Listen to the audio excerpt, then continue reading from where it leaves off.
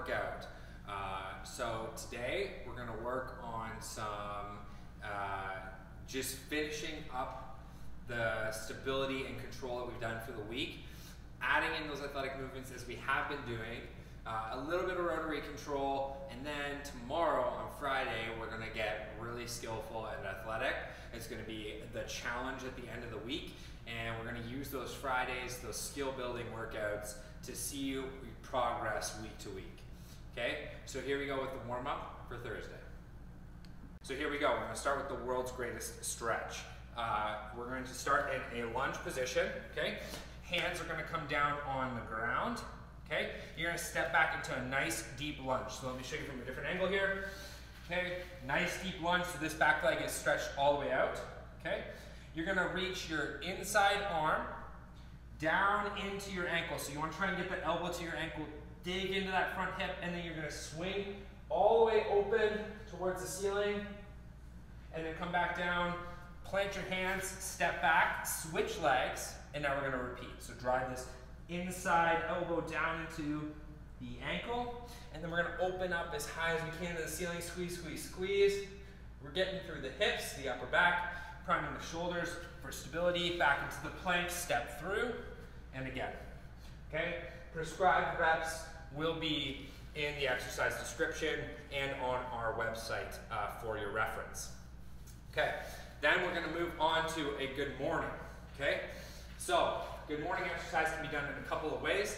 I love to use a dowel. It gives you a little bit of that shoulder mobility that you need to be in a front rack position, which we're going to be getting to later on through these workouts. And all you're going to do here is a straightforward hip hinge. The hips come back like you're shutting a car door with your bum. And then we're going to pull through at the top. So like you might notice, we did this exercise yesterday using a wall and just focusing on that posterior weight shift. We're building on that skill today by putting you into a more highly demanding position. And now we're doing the same thing, hips come back, warming up that posterior chain. This is skill building. That's one of our goals for this series. Okay, good mornings. You can also do those with hands on the back of your head, no dowel, squeeze the elbows back as far as you can, open up the chest, and again, right through, soft bend in the knees, but we're not in a squat. So just a little bend, athletic stance, flat back, pull through the hips, okay?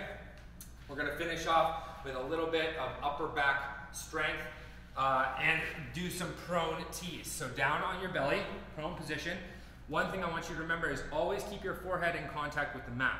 If you're looking up like I am right now, you're overarching your back. It's not great for your spine to be in that position. It's a little bit uncomfortable. Make sure we tuck that forehead down, and then we're gonna put our thumbs to the ceiling and squeeze our shoulder blades together like you're trying to crack a walnut between the shoulder blades. Okay, so here's what it looks like.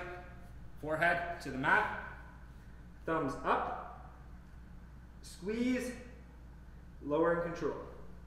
Squeeze, lower and control. We want to see you hold the squeeze at the top for just a second or two. Feel that peak contraction, lower and control. Again, prescribed reps in the description. So we're starting off with our heart rate spike right out the get-go. We're going to get it nice and high with some high knees. Okay, so here we go. I want you to drive that knee up, and we're going to get dynamic with it. Okay, so if this is hard for you to start, we just go one knee at a time. We're driving that knee up nice and high, pushing through your stance leg, driving that top knee up towards the ceiling, really squeezing that hip flexor, cross body, get the arms going.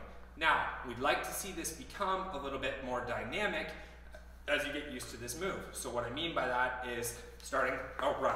Okay, so we're gonna drive those knees up, power through the floor, 45 seconds here. If you have to take a little break, shake it out, come back to it, and get started. Again, this is better than not doing anything. So let's get moving right off the start. Then we're going to goblet squats.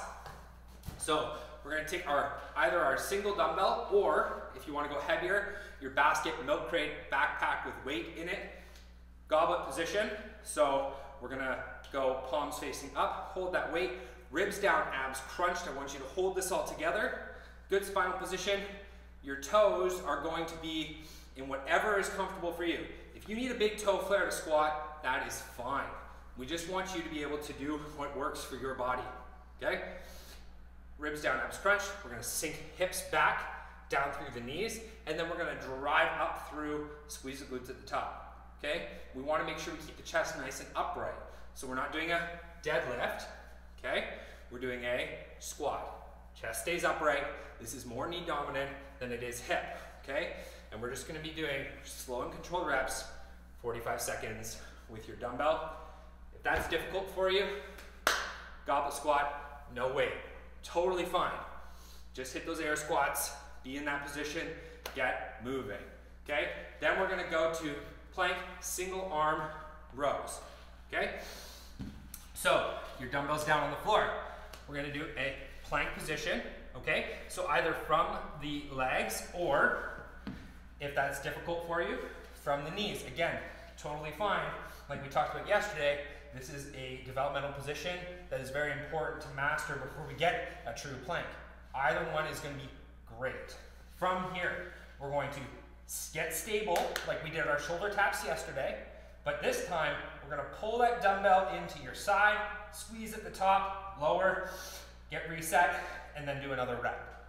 Okay? We're going to do just the right arm, and we're going to come to the left arm again in just a second. So I'm going to show you the left arm, but this is going to be coming in after our next exercise. Just to see what it looks like here, strong through the shoulders, pull that dumbbell into the side, lower and control, get reset, reload, squeeze, get reset, okay? That dumbbell's too much, set that aside. What are we doing? Shoulder taps. Same thing here, we're just doing one side at a time, and we're building on the skills that we're doing throughout the week, okay? So follow the plan, stick with us. So after we've done the right side plank rows, now we're gonna do bear crawls. Again, yesterday, we did bear holds. Same position, okay? We're going to go hands under shoulders, knees under hips, tuck the toes, lift just off the floor, okay? So we wanna be really low to the ground. We don't want to do a beast crawl, which would be hips up in the air. We want to be nice and low to the floor, and we're going to go in a straight line, okay? Opposite hand and foot. We're crawling, getting strong through the floor with each rep. So what I don't want to see is a bunch of this, okay? We're not going fast. The whole theme here is control and ability. Slow. Own it every step. Forward, backward, in the space that you have available. And then, after your bear crawls, plank single arm rows on the left side to finish off your circuit.